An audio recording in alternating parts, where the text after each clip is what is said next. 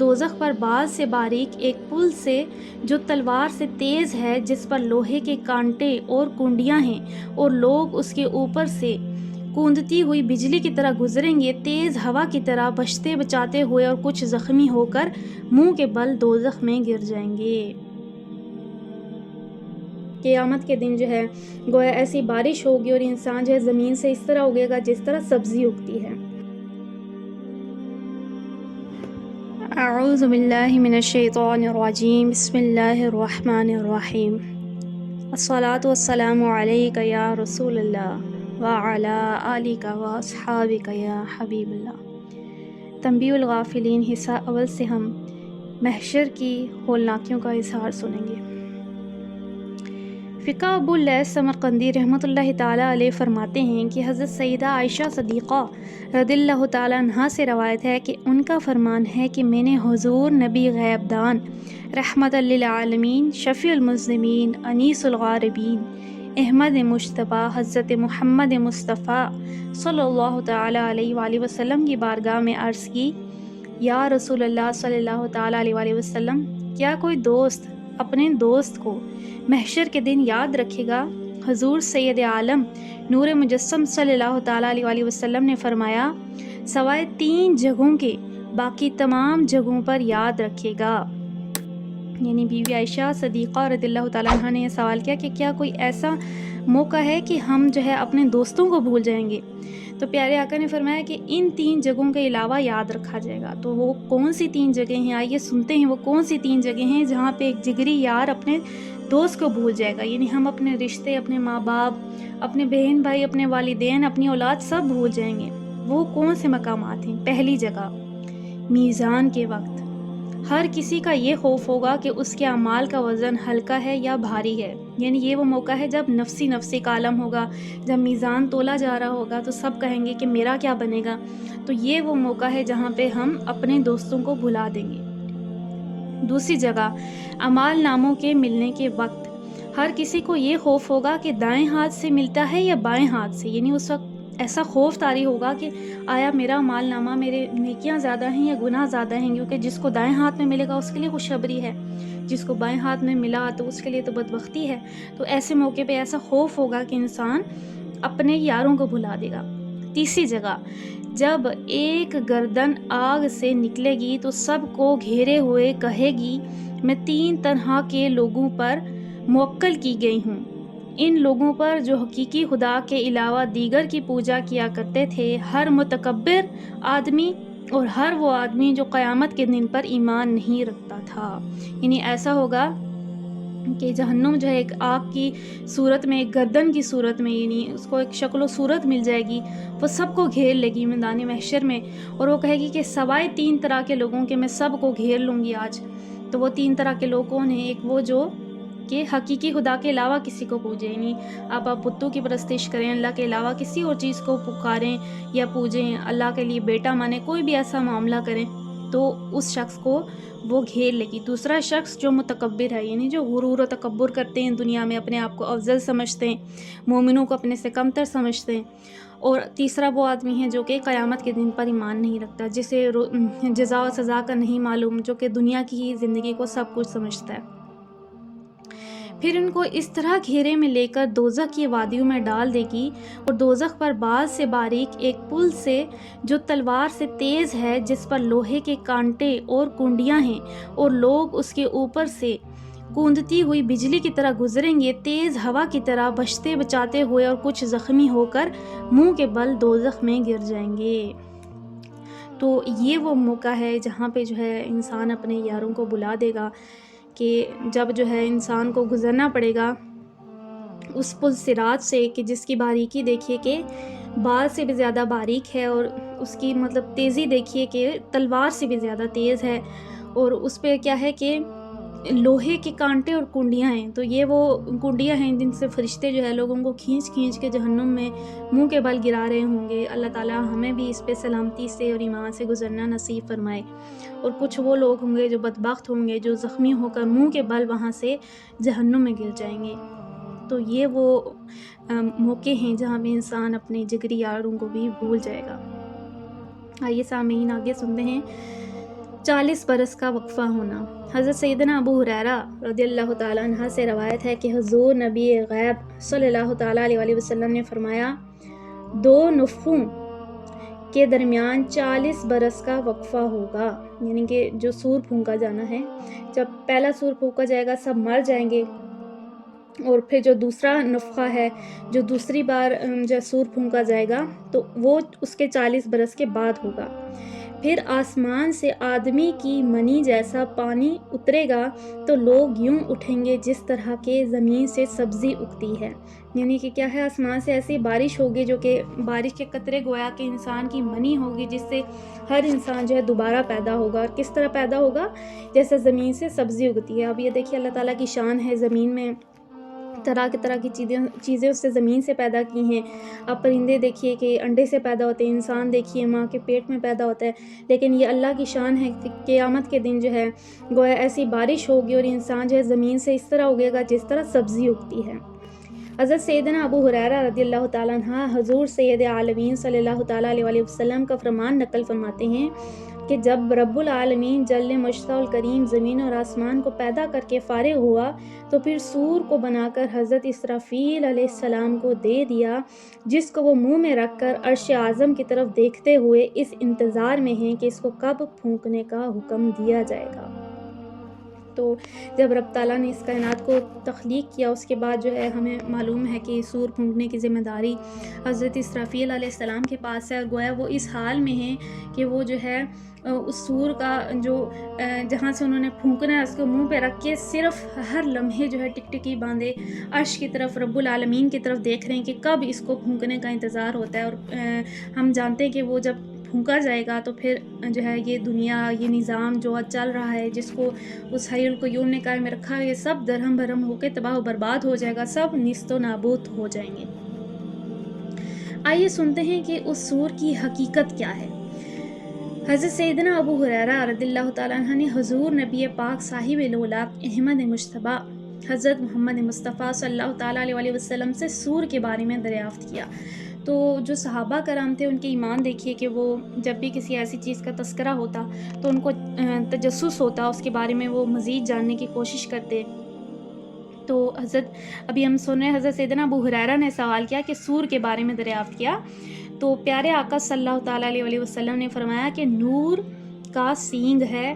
میرے عرض کے یا رسول اللہ صلی اللہ تعالیٰ علیہ وسلم وہ کیسا ہے؟ تو آپ نے فرمایا وہ بہت لمبا اور بہت چوڑا ہے، یعنی اس کے بارے میں پوچھا وہ کیا ہے، تو فرمایا نور کا سینگ ہے، یعنی وہ کسی زمینی چیز سے، لوہے سے، کسی اور مٹی سے نہیں بنا بلکہ وہ نور کا ایک سینگ ہے۔ اور پوچھا گیا کیسا ہے، تو فرمایا بہت لمبا اور چوڑا ہے، واللہ اس کے دائرے کی وسعت ارض و سماوات کی طرح ہے، یعنی اس کی چوڑائی کا بیان کیا جائے جیسے دنیا میں ایک باجا ہم نے دیکھا ہوتا ہے، تو اس کی جو سور ہے اس کی چوڑائی اتنی ہے اور لمبائی اور چوڑائی اتنی ہے کہ اس کے دائرے کا جو عرض ہے وہ ارض و سماوات کی طرح، یعنی زمین و آسمان تمام کا جو دائرہ اس کی طرح ہے۔ اس نفخے میں 3 بار پھونکا جائے گا، اور بعض روایات میں 2 دفعہ پھونکنے کا تذکرہ ہے، ایک نفخہ ہلاک ہونے اور دوسرا زندہ ہو کر اٹھنے کا ہے۔ اور ابھی ہم نے کچھ دیر پہلے پڑھا تھا کہ ان میں جو وقفہ ہوگا وہ 40 برس کا ہوگا۔ حضرت کعب رضی اللہ تعالیٰ عنہ کی روایت میں 2 نفخے اور حضرت ابو ہریرہ رضی اللہ تعالیٰ عنہ کی روایت میں 3 نفخے ہیں، ایک نفخہ گھبراہٹ کا، دوسرا نفخہ بے ہوشی کا، اور تیسرا بعد از موت دوبارہ زندہ ہونے کا ہے۔ تو اس طرح سے صحابہ کی روایات میں یا انہوں نے جس طرح سے پیارے آقا سے سنا اس میں تھوڑا فرق ہے، دو نفخے ہیں کہیں جہاں پہ 3 کا ذکر ہے۔ پھر اللہ رب العزت تبارک و تعالیٰ حضرت اسرافیل علیہ السلام کو پہلا سور پھونکنے کا حکم دیں گے، تو وہ اس میں پھونکیں گے تو زمین و آسمان کی مخلوق گھبرا جائے گی، جسے اللہ تبارک و تعالیٰ چاہے زمین ہلنے لگے گی، دودھ پلانے والی دودھ پیتے بچے کو فراموش کر بیٹھے گی اور وہ مدہوش نہ ہوں گے، لیکن اللہ کا عذاب بہت سخت ہے۔ تو یہ کچھ قرآنی آیات ہیں جن کا مفہوم کچھ یہاں لکھا ہے کہ گویا ایسی کیفیت ہوگی گھبرانے کی کہ جس دن جو زمین ہلنے لگے گی، پہاڑ جو ہے چل پڑیں گے، اور جو دودھ پلانے والی ماں ہے اپنے بچے کو بھول جائے گی، انسان ایسا ہوگا جیسے وہ نشے کی حالت میں ہے، مدہوش ہے۔ اللہ تعالیٰ ہمیں اس کیفیت سے، اس وقت سے ہمیں امان عطا فرمائے۔ اس وقت بچے بوڑھے ہو جائیں گے، شیاطین بھی خوفزدہ ہو کر اڑتے پھریں گے۔ ارشاد باری تعالیٰ ہے، اے لوگو اپنے پروردگار سے ڈرو، بے شک محشر کا جھٹکا بڑی چیز ہے۔ استغفر اللہ، اللہ تعالیٰ ہم سب کی حفاظت فرمائے۔ اس استثناء سے شہداء کی روحیں مراد ہیں۔ بعض کا قول ہے پھر رب العالمین حضرت اسرافیل علیہ السلام کو حکم فرمائیں گے تو وہ موت کا سور پھونکیں گے، پھر ارض و سماوات کی سب مخلوق مر جائے گی مگر جسے اللہ رب العزت تبارک و تعالیٰ چاہے گا۔ تو کیا ہے کہ پہلا جب جھٹکا ہوگا جس کو رب تعالیٰ نے فرمایا، بھی ہم نے آیت کریمہ میں سنا کہ اس سے ڈرو، کہ وہ جھٹکا وہ بہت بڑی چیز ہے۔ اللہ تعالیٰ ہماری حفاظت فرمائے۔ ہم تو کوئی تھوڑی سی بھی اونچی آواز آئے، کوئی چیز گرے زور سے، ہمارے دل تو اسی سے ہی خلق تک آ جاتے ہیں۔ تو یہ تو محشر کا جھٹکا ہوگا، سور پھونکنے کا جھٹکا ہوگا، جس سے رب تعالیٰ نے بھی بار بار ڈرایا ہے۔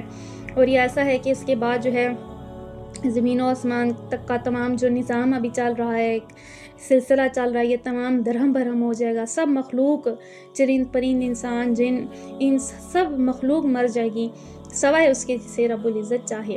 اللہ تبارک و تعالیٰ کا ارشاد ہے اور سور میں پھونک ماری جائے گی تو زمین و آسمان کی تمام مخلوق مر جائے گی جس کو اللہ عز و جل چاہے گا۔ تو اس سے مراد کون ہیں، کون بچیں گے؟ تو اس استثناء سے مراد شہداء کی روحیں ہیں۔ بعض کا قول ہے حضرت جبریل، حضرت میکائیل، حضرت اسرافیل اور حضرت عزرائیل علیہ السلام ہیں۔ پھر اللہ جل شانہ حضرت عزرائیل علیہ السلام سے فرمائیں گے میری مخلوق سے باقی کون رہ گیا؟ یعنی کیا ہے کہ جب تمام مخلوق جو ہے مر جائے گی، پھر اللہ تعالیٰ پوچھے گا کہ میری مخلوق میں باقی کون بچا ہے۔ اللہ تعالیٰ جانتا ہے، لیکن پھر وہ عرض کریں گے، یعنی حضرت اسرافیل علیہ السلام عرض کریں گے کہ اے میرے پروردگار تو ہی زندہ ہے جسے موت نہیں، جبرائیل، میکائیل، اسرافیل، حاملین عرش اور میں بھی باقی ہوں۔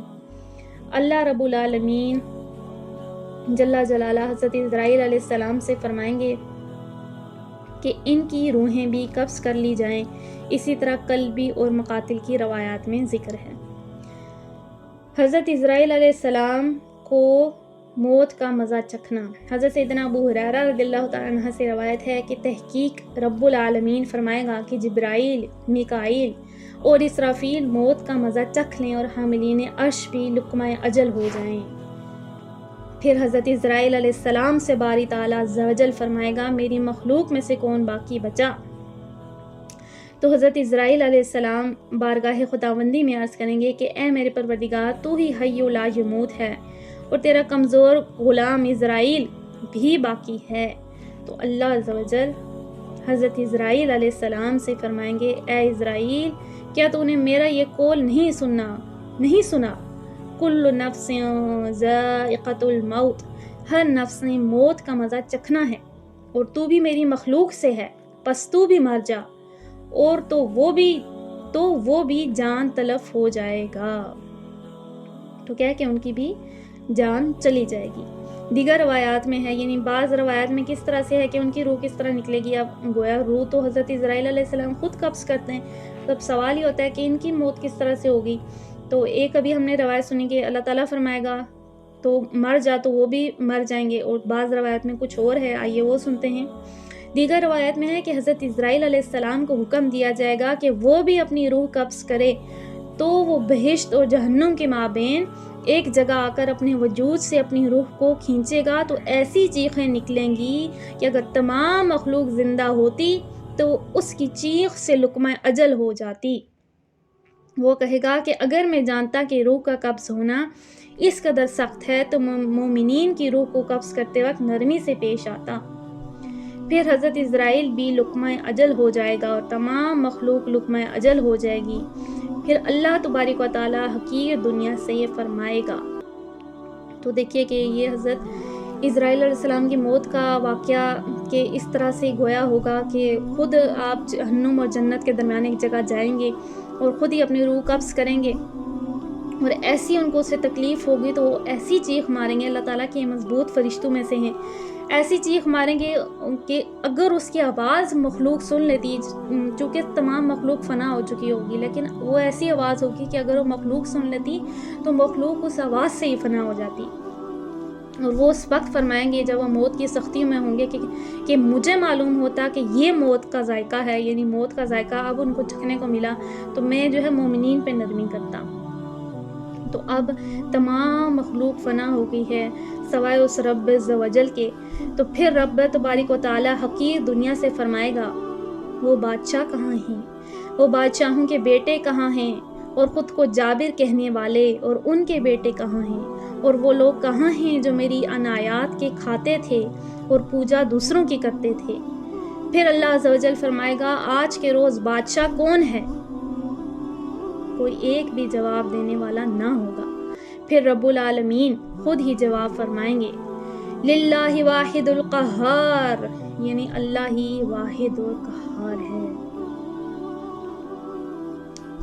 سبحان اللہ۔ تو یہ واقعہ ہے تمام مخلوق کے فنا ہو جانے کا، کہ رب جو ہے اس وقت جب تمام زمین و آسمان کو لپیٹ لے گا، تمام مخلوق فنا ہو جائے گی، تو پھر رب تبارک و تعالیٰ پوچھے گا کہ گویا کہ ہمارے اس غرور کو جو آج ہم دنیا میں رہتے ہوئے جس میں مبتلا ہو جاتے ہیں کہ بادشاہ کہاں ہیں، گویا ہم اپنے نفس کے بادشاہ ہیں، ہم اپنے نفس پہ اپنی مرضی کرتے ہیں، اس رب کی مرضی نہیں کرتے۔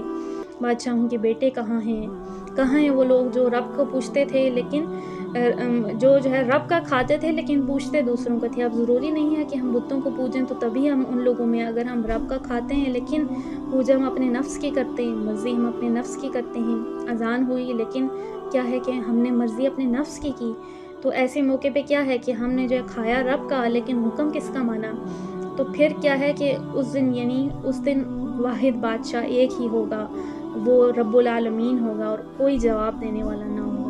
اللہ تبارک و تعالیٰ ہمیں جو ہے غضب سے بچائے۔ ہم اللہ تعالیٰ کے غضب سے پناہ مانگتے ہیں، اور ہم اس سے پناہ مانگتے ہیں کہ ہم دنیا میں جو ہے اس کی نافرمانی کریں، اس کے بتائے ہوئے حکم پہ نہ چلیں۔ اللہ تعالیٰ ہمیں دنیا میں اٹھائے تو ایمان کی حالت میں اٹھائے، اور جب ہمیں نفخے کے بعد اٹھائے ایمان کی حالت میں اٹھائے، ہمیں اعمال نامہ ہمارے دائیں ہاتھ میں دیا جائے۔